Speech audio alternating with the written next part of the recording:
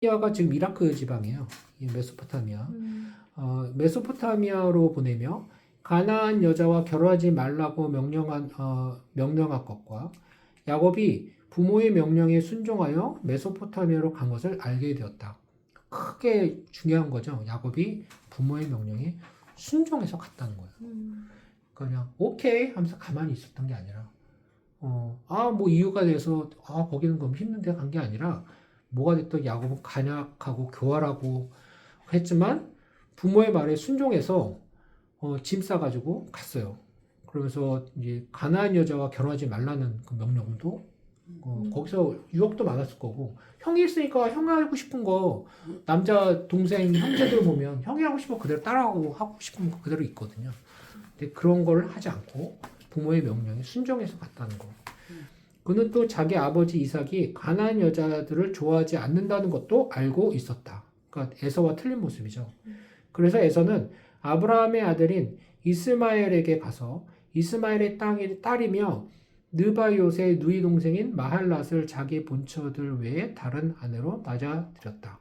그래서 에서는 그러니까 뭐 이제 에서 나름대로 이제 본처들 외에 또 다른 아내도 맞아들이면서 일어나는 거기서 이제 세대가 옮겨지는 곁불이죠. 곁불이 역할로 갖게 되고 이 중앙의 중심적인 이 이스라엘 민족의 흐름이 아브라함과 이삭에서부터 에서가 아니라 야곱으로 크게 이제 갈라지는 상황에서 중요한 거는 부모의 명령에 순종했다라는 게 땅과 결혼, 아내에 있어서 부모의 명령에 순종했고 이 부모들은 하나님의 약속에 순종했고 그래서 이 사실이 정말 중요한 이 사실을 이뤄나가는 거죠. 순종하면서 이뤄나가는 거. 10절부터 15절까지는 읽어주시겠어요? 야곱은 브엘세바를 떠나 하단을 향해 출발하였다. 그는 도중에 해가 져서 하룻밤을 보내려고 한 곳에 돌을 베고 누웠는데 꿈에 보니 끝이 하늘에 닿은 사각다리 하나가 땅에 서 있고 그 위에 하나님의 천사들이 오르락내리락 하고 있었다. 이때 여호와께서 그 위에 서서 말씀하셨다. 나는 너의 할아버지 아브라함과 너의 아버지 이삭의 하나님 여호와이다. 네가 누워있는 이 땅을 내가 너와 내 후손에게 주겠다. 내 후손이 땅의 티끌처럼 많아 동서남북으로 사방 흩어져 살 것이며 세상의 모든 민족이 너와 내 후손을 통해 복을 받을 것이다. 내가 너와 함께하여 네가 어디로 가든지 너를 지킬 것이며 너를 다시 이 땅으로 돌아오게 하겠다. 내가 너에게 약속한 것을 다 이행할 때까지는 너를 떠나지 않을 것이다. 저분 굉장히 공평하지 못한 하나님. 왜 에서를 싫어하셨을까? 에서는 거기에 또 맞춰서 너무나 장자권도 넘어주고 결혼하는 것도 우습게 알고 그러니까 본인이 좋아하는 대로 했던 그런 모습들이 있고 야곱은 교활하지만 뭐가 됐든 하나님의 약속을 순종해서 중요하게 생각했던 부모의 명령을 쫓아서 움직였던 그런 모습이고 그리고 꿈에서 하나님의 천사들이 오락내락하고 있었던 이 꿈에서 야곱의 이 브엘세바에서 이 하나님의 이 꿈을 통해서 이 하나님의 약속을 듣게 되는 이 구절은 굉장히 많이 인용되는 구절이에요. 사실 야곱의 그 하늘로 오르는 사다리를 오락내락하는 모습의 그 꿈을 꾸는 야곱 굉장히 많이 중요한 이제 그 인용되는 성경에서 많이 인용되는데 문제는 실제로 이제 지금도 하나님이 꿈속에서 나에게 이런 얘기를 하셨다. 우리가 이제 계속 성경에서 얘기를 하지만 우리가 야곱이 아니에요. 그러니까 우리가 야곱이 아니고 야곱에게 하나님이 주신 이 약속은 하나님 아브라함과 이삭과 야곱의 이 상시 때 하나님이 정말 중요하게 했던 약속이었고 거기에 이제 결과물로 우리가 있는 거고요.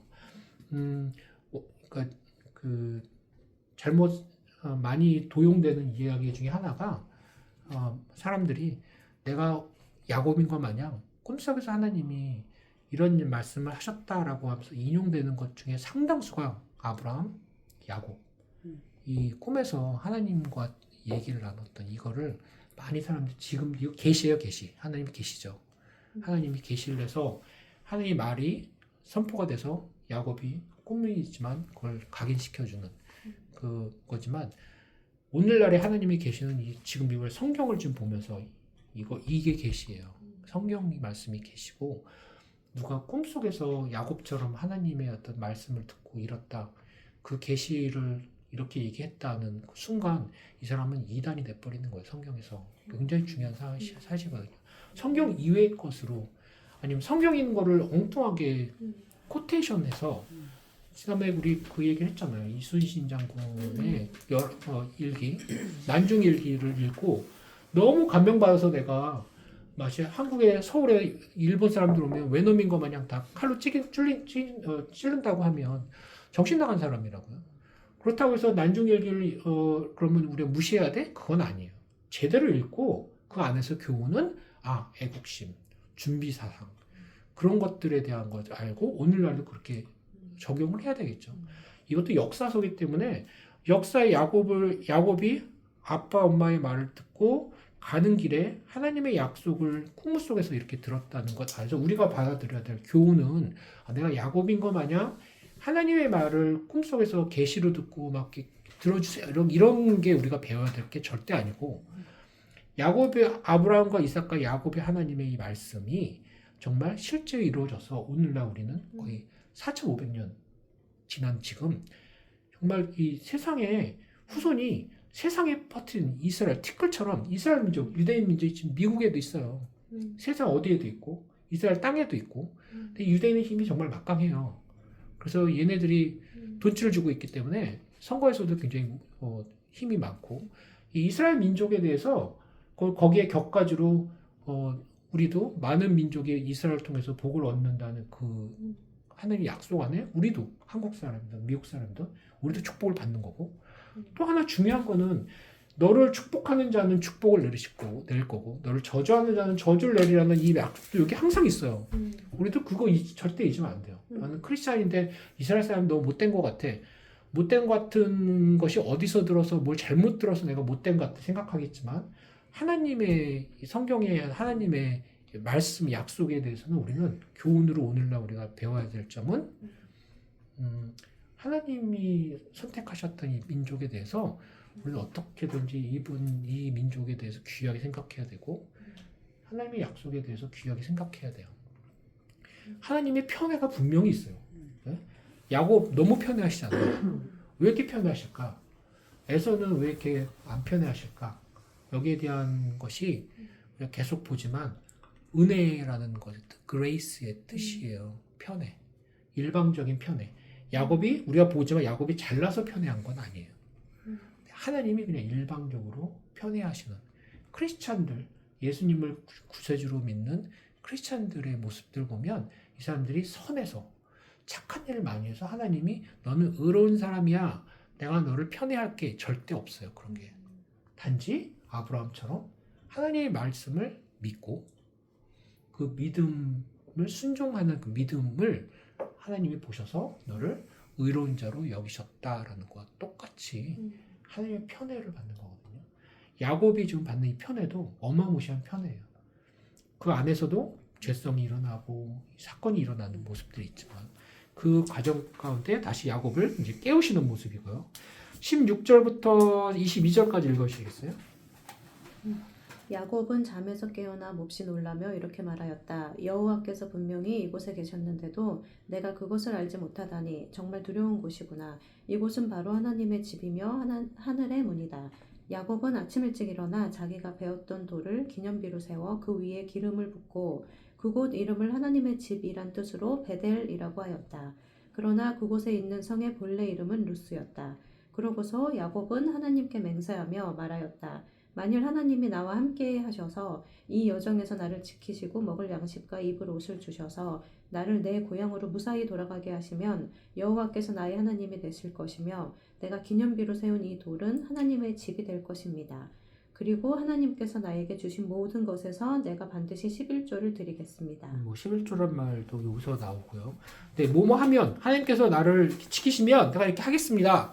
야곱의 생각이죠. 그러니까 야곱이 이렇게 했다고 해서 우리도 그렇게 해야 조건부로 하나님 이렇게 해주시면 내가 11조 드릴게요. 옳지는 않은 것 같아요. 그러니까 야곱이 이때까지 진행한 것들이 야곱이 원해서 이루어진 것들 뭐 그렇게 의도적으로 했지만 그 큰 뿌리는 하나님의 섭리에서 이루어진 거기 때문에 이 얘기를 야곱이 했을 때 하나님이 어떻게 생각하셨을까? 잘 모르겠지만 이거는 우리가 오늘날 교훈으로 조건부로 하나님 제가 정말 제 이 소원 들어주시면 11조 냈습니다. 많이 하거든요. 근데 그거가 과연 옳은가? 야곱이 지금 이 행동은 옳은가는 모르겠어요. 근데 이거와는 상관이 없이 계속 이제 하나님의 섭리가 이제 진행이 되는 모습이고 그 안에서 지극히 우리가 똑같은 야곱. 그러니까 야곱이라는 사람은 대단한 사람이 아니에요. 그냥 순종하면서 움직였지만 이 사람의 머리 생각, 깊이, 도덕성, 뭐 어떤 종교성 이런 것들은 우리와 너무나 흡사한 오히려 우리보다 못한 모습이 나오는 그런 거기 때문에 우리가 성경에서 보면 아브라함과 이삭과 야곱의 모습을 지금 보지만 이 사람들의 존경할 점을 찾는 것은 성경에서 올바른 성경 공부는 아니에요. 이 사람은 너무나 우리와 비슷하고 어쩌면 우리보다 더 못한 사람임에도 불구하고 하나님이 너무나 놀라울 정도로 편애를 하셔서 그 과정 중에 이 사람들이 축복을 정말 현실적인 축복을 얻으면서 움직이지만 그 안에서 하나님의 역사가 계속 약속 안에서 계속 진행이 돼요. 하나님이 아브라함을 통해서 줬던 약속. 가나안 땅으로 가서 너희 민족을 이루고 민족을 통해서 다른 민족들도 축복을 얻고 이 사실이 계속 진행이 된다는 것. 이게 중요한 흐름이지. 성경에 있는 인물 하나하나를 우리보다 어떤 대단한 사람으로 체크하면서 뽑는다고 볼 때 실제로 우리가 지금 창세기 28장까지 봤지만 그렇게 대단한 사람들이 별로 놀라워요. 저도 처음 성경을 봤을 때는 우리가 너무나 비슷하구나. 나중에 모세도 보면 너무나 비슷해요.